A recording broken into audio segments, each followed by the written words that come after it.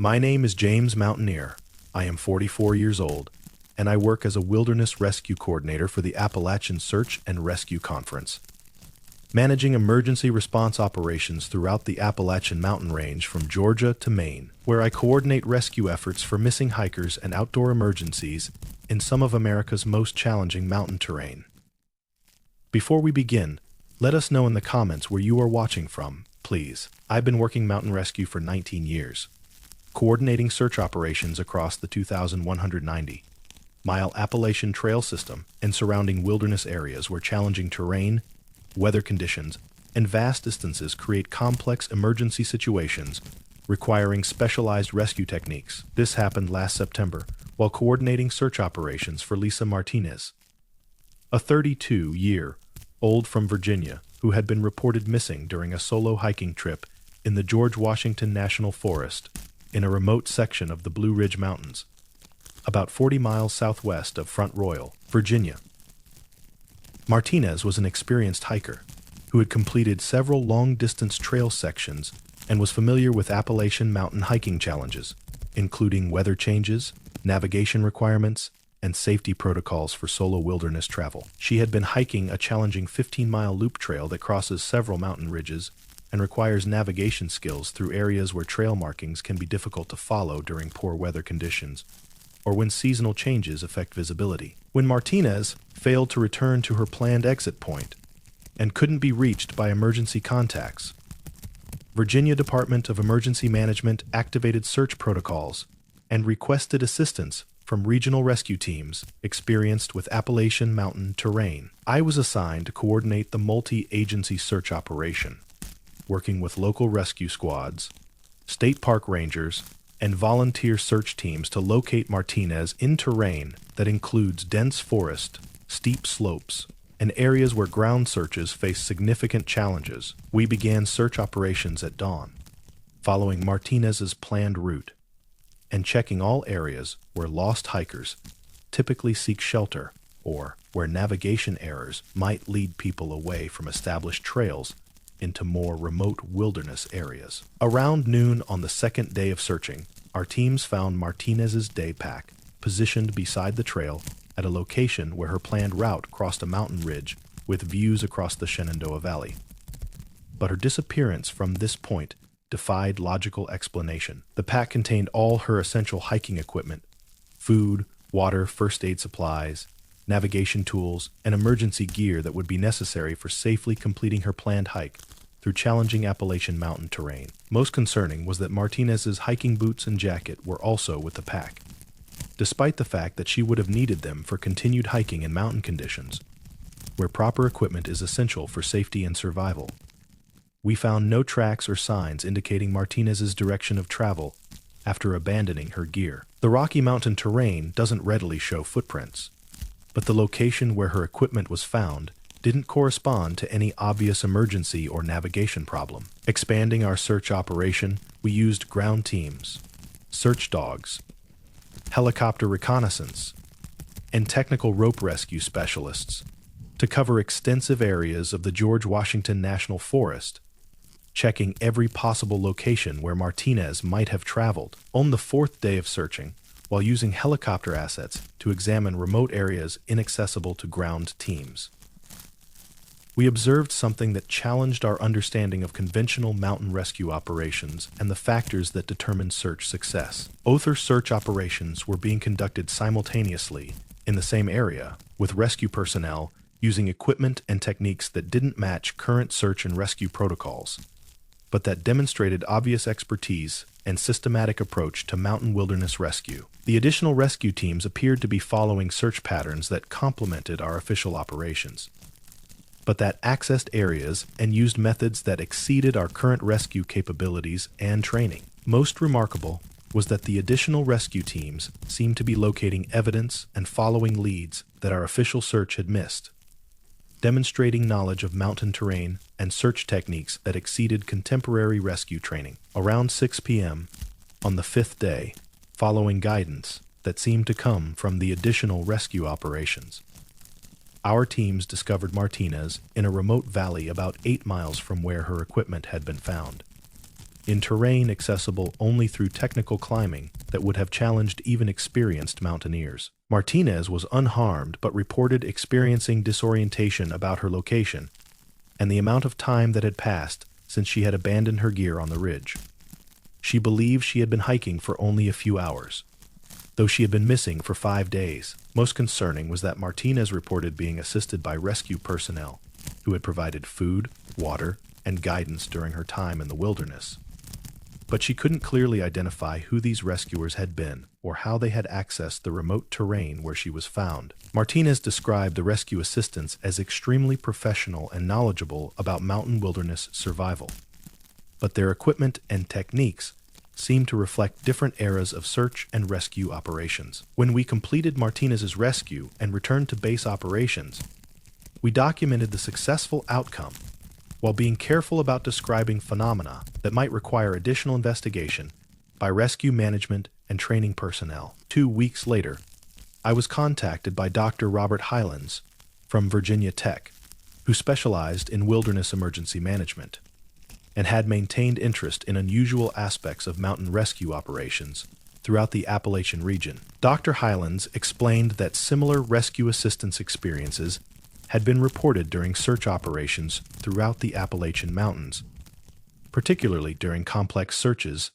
that challenged conventional rescue capabilities and training. He described these phenomena as possible evidence that the Appalachian Mountains retained connections to generations of rescue expertise, and that successful mountain rescue might involve factors that exceeded current rescue training and organizational capabilities. According to Dr. Hyland's research, the Appalachian region had attracted dedicated rescue volunteers and professionals whose commitment to wilderness safety had been so intense that some aspects of their expertise might continue to contribute to successful rescue outcomes. I spoke with veteran Appalachian rescue personnel who had worked mountain emergencies throughout the region and were familiar with the challenges and techniques required for successful wilderness rescue operations in difficult terrain. Several described similar experiences with rescue assistance that exceeded official capabilities, emphasizing that such experiences seemed to represent the continuation of rescue traditions and accumulated expertise that spanned multiple generations of dedicated mountain rescue professionals. I continue working wilderness rescue throughout the Appalachian Mountains because it is essential emergency response that saves lives and helps maintain safe access to mountain wilderness for recreation and outdoor education. But I am much more aware now that rescue operations might receive assistance from sources that extend beyond current rescue team capabilities. When coordinating complex mountain rescues, I approach the work with appreciation for the accumulated expertise of rescue professionals whose knowledge and dedication to wilderness safety might continue to contribute to successful rescue outcomes in ways that exceed conventional understanding of emergency response operations.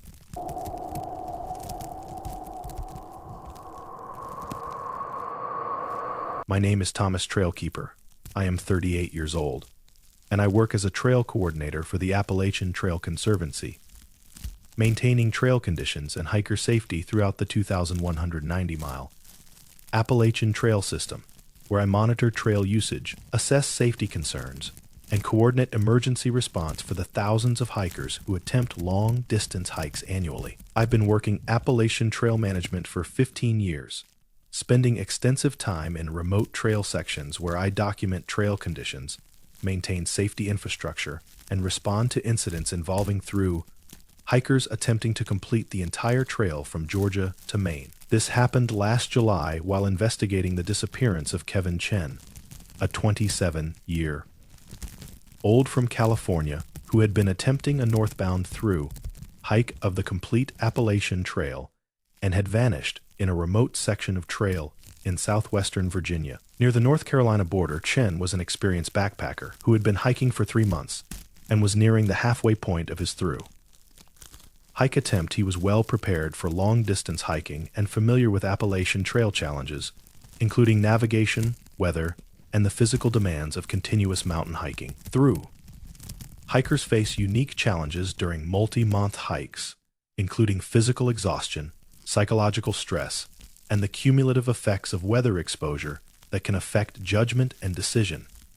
making even among experienced outdoor enthusiasts. When Chen failed to check in at his planned resupply point in Damascus, Virginia, and couldn't be contacted by his emergency contacts, the Appalachian Trail Conservancy initiated missing hiker protocols and requested assistance from regional search teams. I was assigned to coordinate the search operation, working with Virginia Department of Emergency Management and volunteer search teams to locate Chen in a section of trail that passes through remote mountain terrain with limited road access. We began searching along Chen's planned route, following the Appalachian Trail both north and south from his last known location, and checking all areas where through hikers might leave the main trail to seek shelter, resupply, or assistance. Around noon on the second day of searching, we found Chen's backpack positioned beside the trail at a location where the Appalachian Trail crosses a mountain ridge with extensive views across southwestern Virginia's mountain landscape. The pack contained all his essential through hiking equipment, sleeping gear, cooking supplies, food, water treatment, and navigation tools that would be absolutely necessary for continued long-distance hiking in remote mountain terrain. Most concerning was that Chen's hiking boots were in the pack along with his trail journal and emergency communication device, making it impossible to understand why an experienced through hiker would abandon essential equipment while attempting a multi-month trail completion. We found no evidence of struggle, medical emergency, or equipment failure that would explain Chen's separation from his gear. The trail conditions were normal and weather had been favorable for hiking during the period when Chen had passed through this area. Expanding our search beyond the immediate trail corridor, we checked side trails, camping areas, water sources, and other locations where confused or disoriented hikers might travel when experiencing the psychological effects that can affect through hikers during extended wilderness experiences. On the fourth day of searching, while examining areas accessible from the main trail, we discovered more of Chen's equipment distributed along routes that didn't correspond to established trails or logical travel patterns for someone attempting to complete an Appalachian Trail through hike. Individual items, water bottles, clothing, gear, were positioned in locations that would require significant deviation from the main trail, and that didn't provide access to resources or destinations that would attract a through hiker seeking assistance or resupply. The equipment distribution suggested that Chen had been systematically abandoning gear while traveling through terrain that offered no advantages for through hike completion, and that would present significant challenges for someone attempting to return to the main trail. After 6 days of intensive searching involving multiple agencies and extensive coverage of all reasonable search areas, Chen was officially listed as missing with no additional evidence located beyond his abandoned equipment along the Appalachian Trail. Chen's disappearance was the fourth similar case I'd encountered involving experienced through hikers who vanished after abandoning essential equipment in patterns that suggested systematic rather than emergency abandonment of gear necessary for long-distance hiking. I reviewed historical missing persons cases along the Appalachian Trail and discovered that unexplained disappearances had been occurring throughout the trail system for decades, typically involving experienced hikers who should have been capable of handling the challenges of long-distance mountain hiking. I spoke with veteran Appalachian Trail volunteers and long-distance hiking experts about patterns in missing hiker cases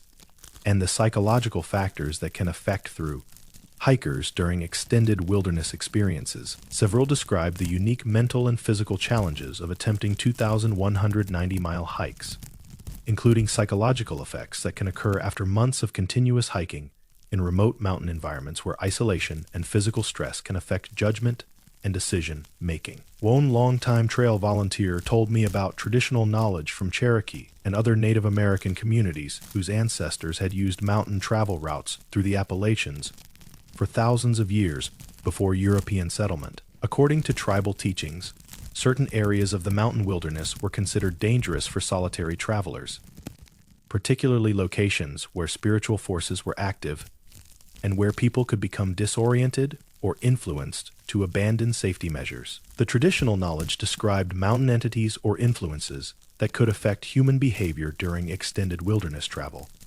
particularly among people who weren't properly prepared spiritually for the psychological challenges of long-distance mountain hiking. I spoke with Cherokee cultural specialists about traditional protocols for safe mountain travel that included spiritual preparation and awareness of signs that indicated when mountain conditions weren't appropriate for human presence during extended wilderness travel. According to traditional knowledge, successful long-distance mountain travel required maintaining proper relationships with mountain spirits and understanding that certain areas and conditions could create psychological and spiritual challenges that exceeded normal hiking experience. I continue working Appalachian Trail coordination because it is essential work that maintains safe access to one of America's most important long-distance hiking opportunities while supporting the thousands of people who attempt to complete this challenging wilderness experience annually. When investigating missing through hiker cases, I begin search operations immediately while maintaining awareness that some disappearances along the Appalachian Trail might involve psychological, spiritual, or environmental factors that exceed conventional hiking safety training and search techniques.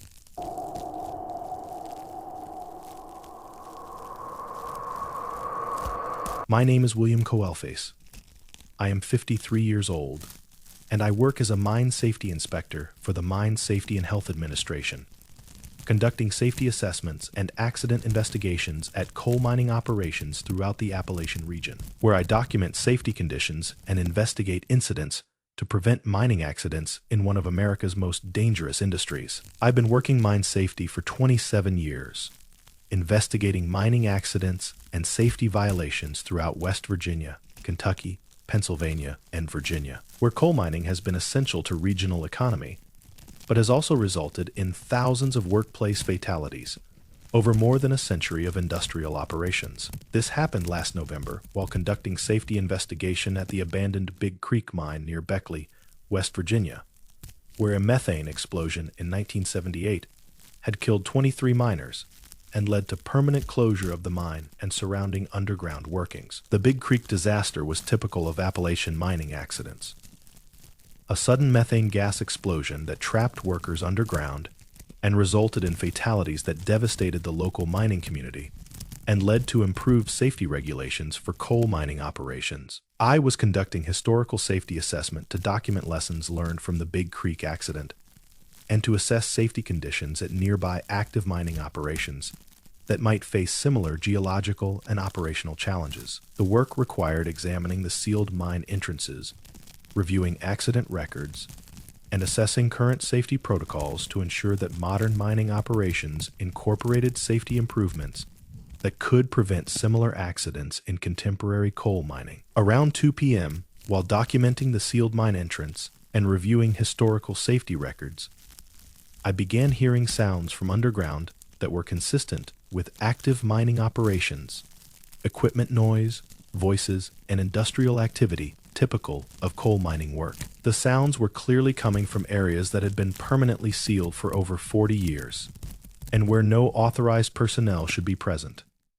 But the activity suggested full mining operations continuing despite the mine closure and safety restrictions. Around 3 p.m., while examining safety equipment and emergency procedures at the mine site, I encountered something that challenged my understanding of mine safety investigation and the relationship between historical accidents and ongoing safety concerns. Moving around the mine site were figures in mining gear from the 1970s, engaged in coal mining activities that recreated Big Creek mine operations as they had existed before the 1978 explosion that had killed 23 workers. The miners appeared to be conducting normal mining work, operating equipment, checking safety conditions, and performing the routine tasks of coal extraction that had characterized Big Creek Mine during its active operations. Most remarkable was that the miners seemed to be implementing advanced safety procedures that exceeded the safety standards that had been in place during the 1970s, as if they had learned from their accident experience and were demonstrating improved safety practices. Around 4 p.m., I observed what appeared to be a complete mining operation in progress, with crews conducting coal extraction while maintaining safety protocols that incorporated lessons learned from the explosion that had killed them. The mining activity included safety procedures, gas monitoring, and emergency preparedness that exceeded 1970s mining standards and demonstrated safety awareness that reflected contemporary understanding of mining hazards and accident prevention. Around 5 p.m., several of the miners approached and seemed to be providing guidance about mine safety conditions and accident prevention, demonstrating safety techniques and hazard recognition that enhanced my understanding of mining safety challenges. Though no verbal communication occurred, the safety guidance resulted in improved understanding of geological conditions, gas hazards, and safety procedures that contributed to more effective safety assessment and accident prevention recommendations. Around 6 p.m., I observed safety demonstrations that showed how mining accidents could be prevented through proper hazard recognition, gas monitoring, and emergency response procedures that reflected accumulated knowledge from decades of mining experience and accident investigation. The safety demonstrations included techniques for detecting methane accumulation, emergency evacuation procedures, and safety protocols that represented the kind of safety expertise that develops through years of mining experience and accident prevention training. As evening approached, the mining activities gradually faded until the mine site returned to its normal sealed and abandoned condition. But the safety insights I'd gained provided enhanced understanding of mining hazard recognition and accident prevention techniques. When I completed my investigation and filed my safety report, I documented historical safety lessons and accident prevention recommendations, while being careful about describing phenomena that might require additional investigation by safety management personnel. 3 weeks later, I was contacted by Dr. Sarah Meinreit from West Virginia University, who specialized in mining history and had maintained interest in the social and cultural impact of mining accidents on Appalachian mining communities. I continue working mine safety throughout the Appalachian region because it is essential work that protects miners' lives and helps prevent the kind of accidents that devastated mining communities and families.